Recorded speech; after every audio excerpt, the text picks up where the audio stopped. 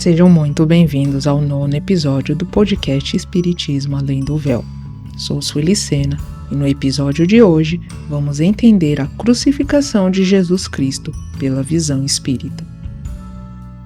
O confronto da verdade, escolhas que ressoam até hoje. Vamos começar por onde tudo se intensifica. Jesus preso diante do julgamento. Primeiro na casa de Caifás, depois de frente com Pilatos, o governador. A pergunta é direta: você é o rei dos judeus? E Jesus responde com uma sabedoria imensa: você diz. Por que essa frase tão enigmática? É a primeira grande chave que o Espiritismo nos dá. Jesus sempre deixou claro: o reino dele não era deste mundo. Mas não confunda, isso não significa que a Terra, por ser material, esteja fora dos planos divinos. Pelo contrário, o reino de Jesus é um lugar de amor puro, de paz profunda, de união que fortalece, de fraternidade sem fronteiras. Ele se constrói em cada atitude nossa, em cada pensamento elevado, esteja a gente encarnado ou no plano espiritual. A Terra só vai se tornar o reino dele de verdade quando a gente, a humanidade, abraçar e viver o evangelho que ele trouxe. E naquela época, e hoje ainda estamos bem longe disso. E Pilatos? Ele estava sem muita opção. Sabia que Jesus era inocente, que era por inveja, mas o que ele fez?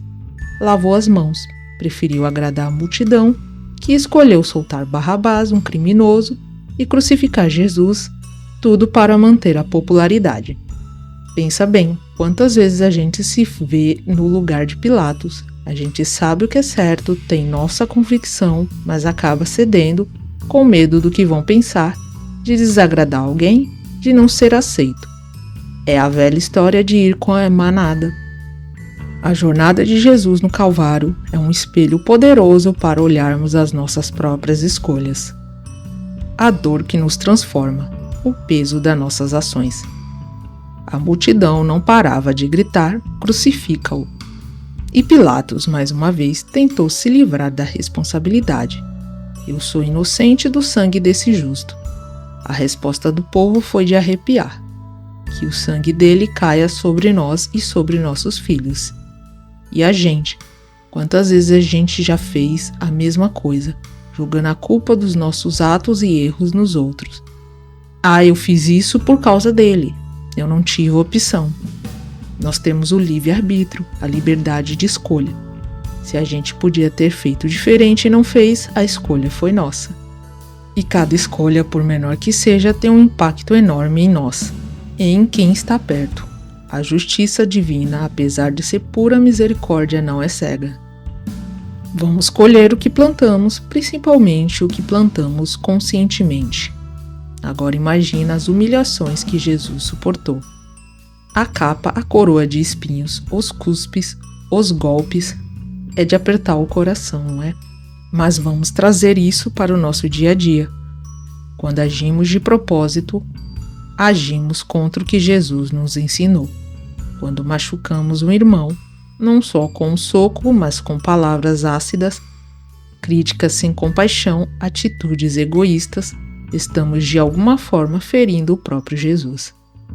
Ele mesmo disse: o que vocês fizeram a um desses meus pequenos irmãos, a mim o fizeram. E o contrário é igualmente verdadeiro.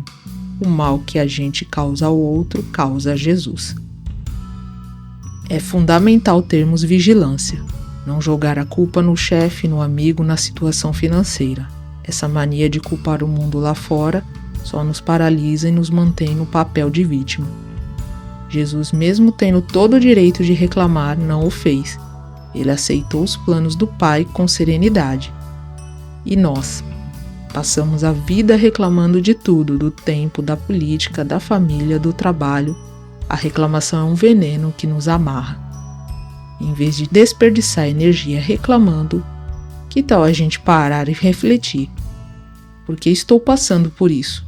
O que preciso aprender com essa situação? Que qualidades eu preciso desenvolver em mim? Essa é a atitude de quem transforma a dor em crescimento, evoluir e se fortalecer. Mas por que Jesus Cristo foi crucificado? Jesus foi crucificado pelas novas ideias que ele pregava. Que Deus não era um Deus tirano, vingativo, castigador como se acreditava. Porque as pessoas daquela época não tinham os ensinamentos que conhecemos hoje.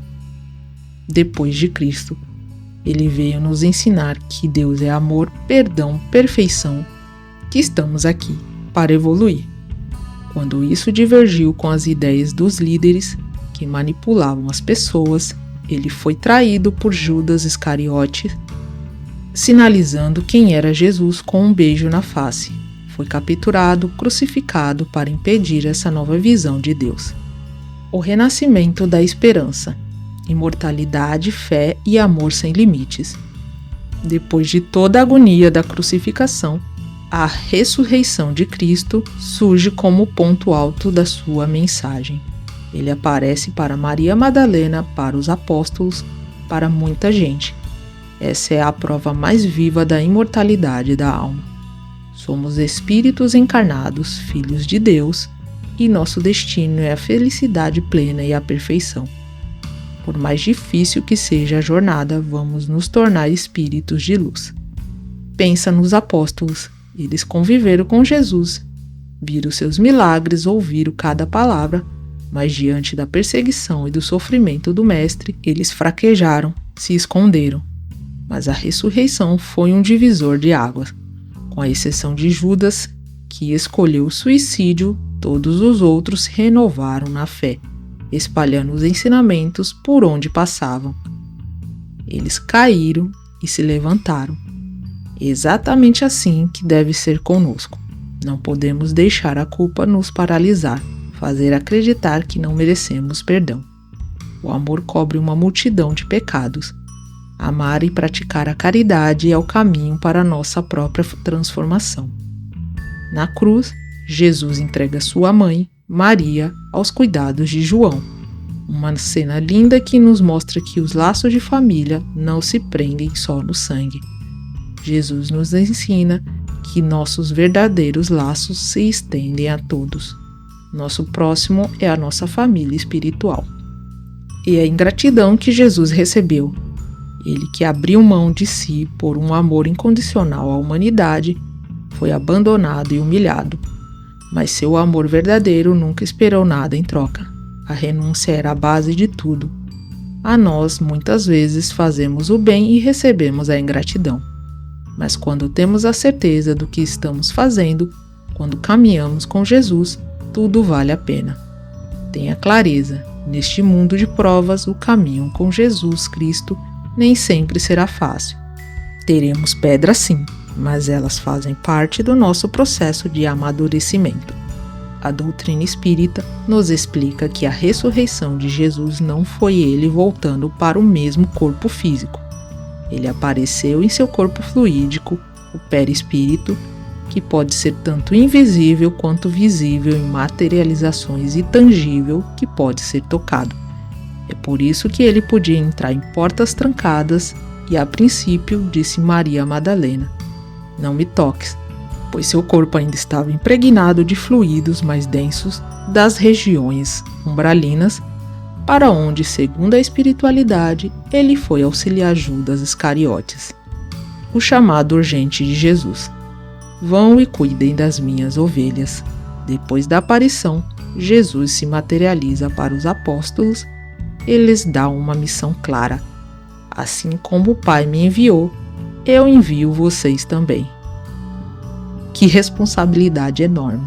Jesus, que veio espalhar o evangelho do amor, agora nos convida a continuar essa jornada.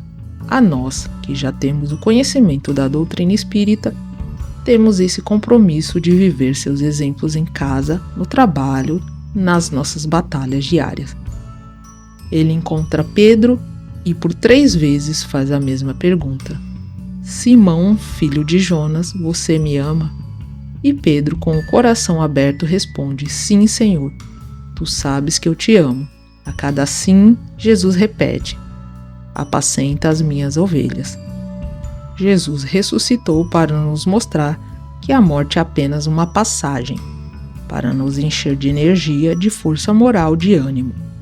Ele nos diz bem baixinho lá no fundo da alma: confia, meu filho, você não está sozinho.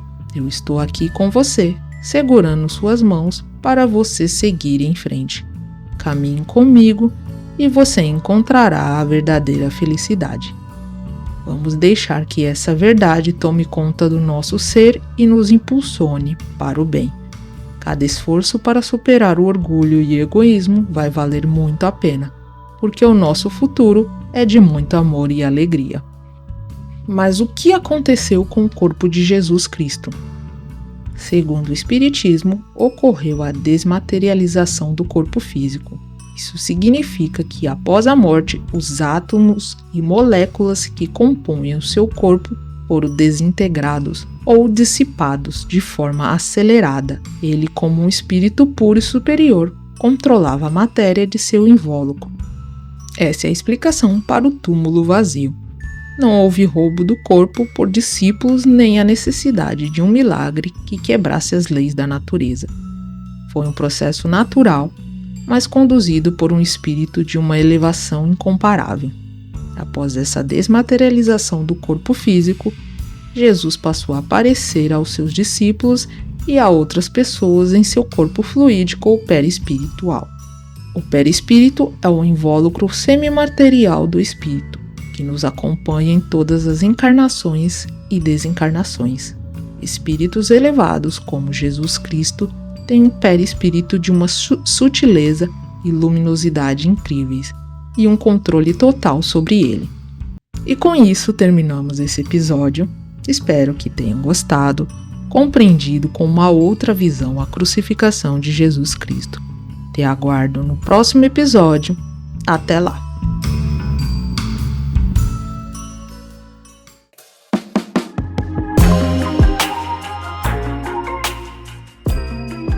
Sinta a diferença em todos os aspectos da sua vida.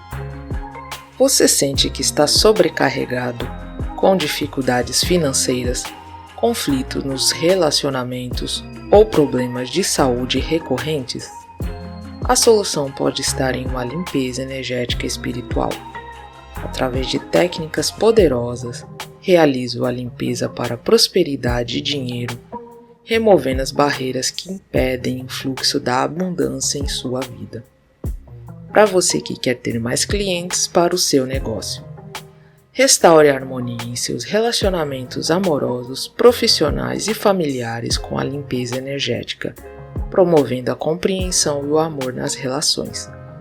Ofereço tratamentos energéticos para a saúde, complementando os cuidados médicos e fortalecendo seu sistema energético. O alinhamento dos chakras é fundamental para o seu bem-estar geral, equilibrando suas energias e promovendo a vitalidade. Invista em você. Agende sua sessão e experimente uma vida mais leve, próspera e feliz. Entre em contato pelos links abaixo e saiba mais.